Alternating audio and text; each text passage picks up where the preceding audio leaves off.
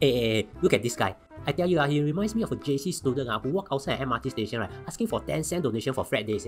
If I see him, I'll just put a coin inside his thing so that this boy can go home early to eat more. But it turns out that people didn't just give him coins. People give him up to $50 billion. Yeah, $15 billion. If convert to 10-cent coins, can fill up to 2,219 Singaporean surface. Anyhow say one, you also don't know. So here's a summary of Singapore money haze I'll simplify for you.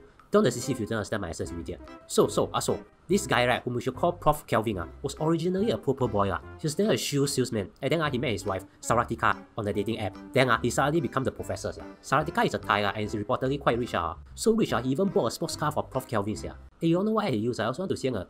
So this couple brand quite simple one. First, they really sell expensive branded stuff to victims at a low price. So victims don't trust them, and then victims want to buy more cause they trust them, so they pay first. Then all of a sudden, after collecting 32 million to about 50 million worth of money, they disappear. Wow.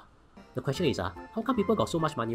Cause those people actually wanted to buy those so-called branded cheap items to sell one. So one transaction can be hundreds of thousands of dollars. Then of course got many police report made after they didn't deliver the goods. So the police investigate them and then take their passports. I know also users since their passport may be expired, but anyways. They then managed to flee Singapore by hiding a lorry container that was sailing to Malaysia. Now they are originally in Thailand without passports. And then they have become wanted worldwide. While those jokers posting as students to ask for donations at 1 AM at HDB, you really learn from them.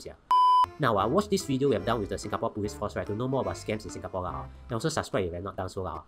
Hey, so Bilang, I got a new idea for the next video. Why not talk about dating apps, especially the one that Prof. Kelvin used. Confirm got a lot of people want to watch. One,